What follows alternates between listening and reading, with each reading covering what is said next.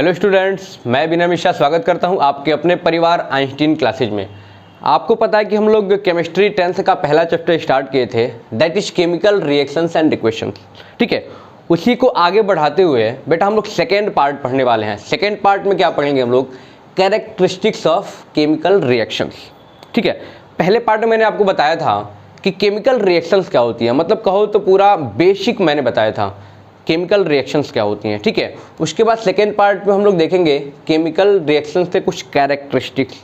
Characteristics means क्या? अगर मैं सिंपल भाषा में बताऊं आपको तो फीचर्स, यानी कुछ ऐसे फीचर्स भी होंगे केमिकल रिएक्शंस के जिनको देख करके पहचान जाएंगे या फिर कहेंगे कि हाँ भाई रिएक्शन हुआ है। जैसे कि कुछ ये जाननी है हम लोगों को, evolution of gas, formation of PPT यानी कि precipitate, change in colour, change in temperature and change in state. यानी कुछ फीचर्स हैं जिनको हम देख करके ये बता सकते हैं कि हाँ भाई chemical reaction occurred, chemical reaction हुआ है। तो एक एक चीज़ को बड़ा बेसिक से समझाऊंगा। पहले पार्ट में हमें लगता है किसी को दिक्कत नहीं आई होगी, दिक्कत आती है तो फीडबैक ज़रूर दें हमें, क्योंकि आपका फीडबैक ही हमें और अच्छा करने पर मजबूर करेगा। तो फीडबैक अपना ज़रूर दें। अच्छा लगे तो लाइक करें, शेयर करें, सब्सक्राइब करें।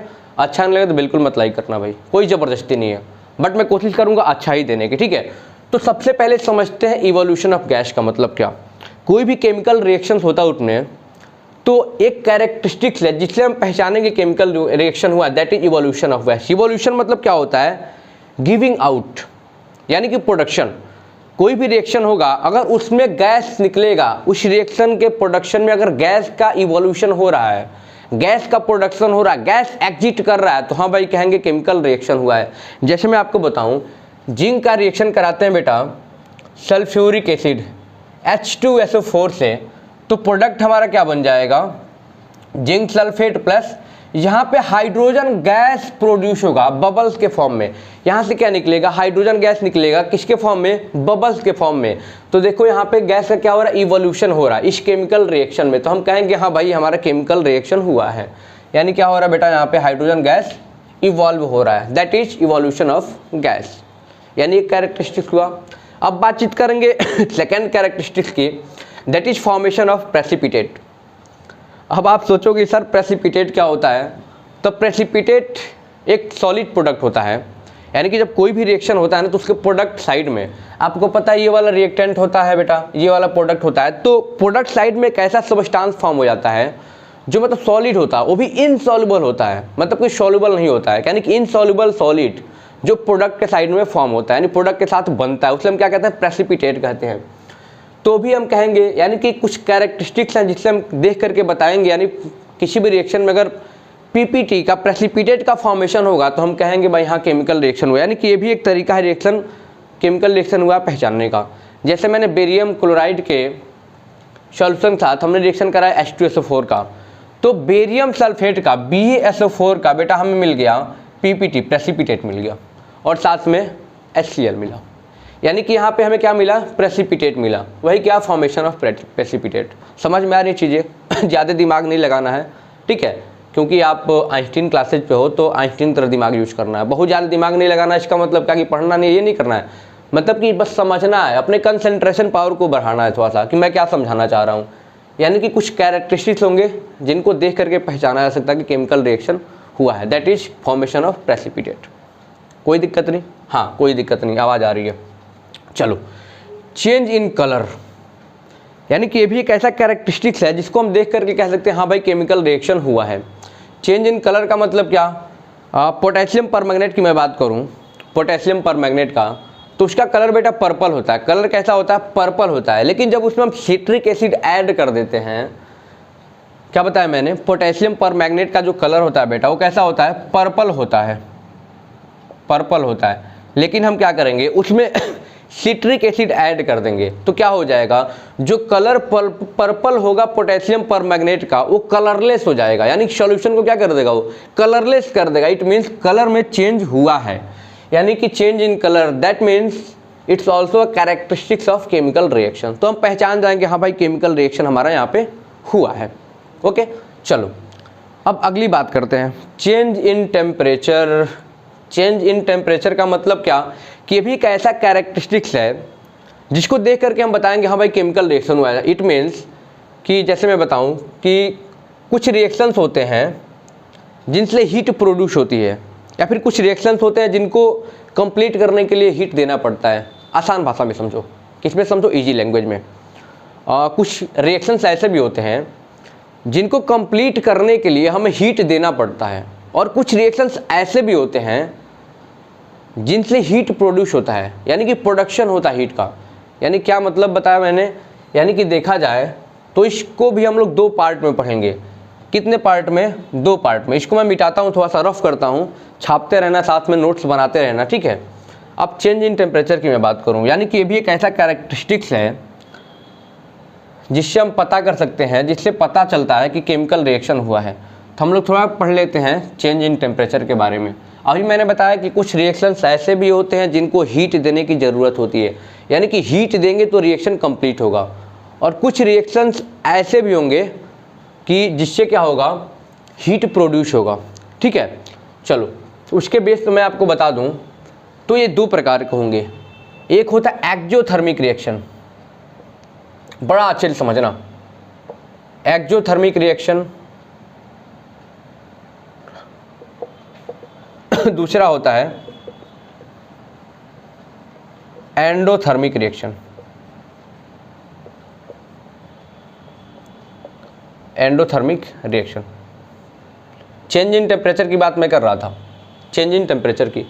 एक्जो मतलब क्या होता है? Exo means exit, exo means exit, या फिर इसे हम हीट प्रोड्यूसिंग भी बोलते हैं। इसे हम क्या बोलते हैं? हीट प्रोड्यूसिंग रिएक्शन भी बोलते हैं, हीट प्रोड्यूसिंग रिएक्शन, ठीक है। एक्जो मीन्स एग्जिट या फिर गो आउट, हम इसे बोलते हैं हीट प्रोड्यूसिंग रिएक्शन। क्या बोलते हैं बेटा? Heat producing reaction. घबराना बिल्कुल भी नहीं, सब समझ में आएगा। हीट प्रोड्यूसिंग रिएक्शन, जैसे मैं बातचीत करूँ एग्जांपल के थ्रू समझाता हूँ। सपोज दैट हमारे पास दो रिएक्टेंट है ए और बी, प्रोडक्ट क्या बन रहा है? सी बन रहा है, तो साथ में क्या करेगा? हीट भी प्रोड्यूस करेगा। एक्जोथर्मिक मतलब क्या? हीट प्रोड्यूसिंग, यानी कि हीट को ये प्रोड्यूस करेगा। क्या करेगा? हीट को ये प्रोड्यूस करेगा, इसलिए हम क्या बोलते हैं? हीट प्रोड्यूसिंग, यानी कि हीट को एग्जिट करेगा, गो आउट, ठीक है। यानी कि इसमें एक्जोथर्मिक में क्या होगा? एक्जोथर्मिक में क्या होगा? जो हीट होगा प्रोडक्ट के साथ जुड़ा होगा, यानी कि प्रोडक्ट के साथ कुछ ना कुछ हीट मिलेगा। जैसे हम किसी भी फ्यूल को जलाते हैं, यानी कि एग्जाम्पल में क्या आ जाएगा? बर्निंग ऑफ फ्यूल, यानी किसी हम फ्यूल को जलाते हैं तो क्या होता है? उसमें से हीट निकलती है कि नहीं निकलती है? हाँ निकलती है सॉरी, ठीक है। और बर्निंग ऑफ वैक्स, यानी कि हम लोग कैंडल ओवर को भी जलाते हैं तो क्या होता है? उसमें से हीट और लाइट निकलता है, हीट मेनली देखना। तो कौन ये सब के सब किस में आएंगे? एक्जोथर्मिक रिएक्शन में आ जाएंगे हमें। अब बात करते हैं हम लोग एंडोथर्मिक रिएक्शन की। एंडोथर्मिक रिएक्शन मतलब क्या? इसे हम बोलते हैं हीट ऑब्जॉर्बिंग रिएक्शन। क्या बोलते हैं? Heat absorbing reaction. देखो समझो, एंडो मतलब क्या? इनसाइड, जैसे वहाँ मैंने बताया एक्जो मतलब क्या? आउटसाइड, तो एंडो मतलब इनसाइड। इसे हम बोलते हैं हीट ऑब्जॉर्बिंग रिएक्शन। क्या बोलते हैं? हीट ऑब्जॉर्बिंग रिएक्शन, यानी कि ये हीट ऑब्जॉर्ब करेगा। It means we can say that to complete this reaction we have to provide some heat. तो हमें कुछ न कुछ हीट देना पड़ेगा, तभी ये क्या करेगा? ये कंप्लीट होगा। यानी कि मैं जनरल इक्वेशन की बात करूं बेटा तो क्या हो जाएगा? ए प्लस बी, मान लो रिएक्टेंट है तो यहाँ रिएक्टेंट के साथ हीट होगा। इसका मतलब क्या कि रिएक्शन को कंप्लीट कराने के लिए हमें हीट देना पड़ेगा, तभी हमारा प्रोडक्ट बनेगा, यानी रिएक्शन कंप्लीट होगा, ठीक है। यहाँ पे वहाँ पे क्या समझ में आ रहा है कि यहाँ पे एक्जोथर्मिक में हीट जो है प्रोडक्ट के साथ में है, यहाँ पे एंडोथर्मिक में जो हीट है रिएक्टेंट के साथ में है। क्लियर हुआ? चलो अब इसके एग्जाम्पल बता दो सर। कुछ आपने इसको तो बता दिया, इसके एग्जाम्पल बता दिए, इसके बता दो। इसके भी बहुत सारे एग्जाम्पल हैं, बहुत सारे एग्जाम्पल। फोटोसिंथेसिस हो गया, सब क्या है? वो भी इसके एग्जाम्पल हैं। जैसे कि मेल्टिंग ऑफ आइस, क्या हो जाएगा? Melting ice, evaporating liquid water, ये सब किस में आ जाएंगे? सब के सब आपके एंडोथर्मिक में। अगर मैं एक केमिकल रिएक्शन की बात करूँ, उसका एग्जाम्पल दूँ तो क्या हो जाएगा? जैसे कैल्शियम कार्बोनेट है, CaCO3, इसको हम लोग हीट करते हैं ठीक है। यानी कि इस रिएक्शन को कंप्लीट करने के लिए वी हैव टू हीट, हमें क्या करना पड़ेगा, हीट करना पड़ेगा। यानी कि हीट को हम लोग कैसे डेल्टा के साइन से दिखाते हैं, मैं आगे चल के बताऊंगा कैसे इक्वेशन को और इन्फॉर्मेटिव बना सकते हैं। तो क्या हो जाएगा, हीट करेंगे तो CaO प्लस CO2 में क्या करेगा, स्प्लिट कर जाएगा। CaO और CO2 में क्या करेगा बेटा, ये स्प्लिट कर जाएगा। तो हम क्या कहेंगे, हाँ भाई ये हमारा एंडोथर्मिक हुआ, ये हमारा एक्जोथर्मिक हुआ। यहाँ पे कोई दिक्कत नहीं किसी को, हाँ आवाज़ आ रही है, किसी को कोई दिक्कत नहीं आ रही। चलो अब एक चीज़ हम लोग जो लास्ट वाला कैरेक्टरिस्टिक्स पढ़ने वाले हैं, जो पांचवा है, that is change in state. यहाँ तक किसी को कोई दिक्कत नहीं आ रही है? जहाँ तक मुझे लग रहा है कि मैं अपना पूरा प्रयास कर रहा हूँ, पूरा एफर्ट अपना लगा रहा हूँ आपको समझाने के लिए, कोई दिक्कत नहीं आ रही। पांचवा बेटा क्या हमारा कैरेक्टरिस्टिक्स में, that is change in state. Change in state, इसका मतलब क्या कि ये भी एक ऐसा कैरेक्टरिस्टिक्स है कि जिससे हम पता कर सकते हैं कि हाँ भाई केमिकल रिएक्शन हुआ है। मैं कोई एग्जांपल के थ्रू आपको समझाता हूँ, ठीक है। जैसे कि हम लोग मोमबत्ती जलाते हैं, वैक्स कैंडल को हम लोग जलाते हैं, तो एक्चुअली होता किस फॉर्म में है, वो सॉलिड फॉर्म में होता है। किस फॉर्म में होता है, सॉलिड फॉर्म में। लेकिन जब इसको हम बर्न करते हैं, जलाते हैं, तो क्या होता है, वाटर प्लस CO2 मिलता है।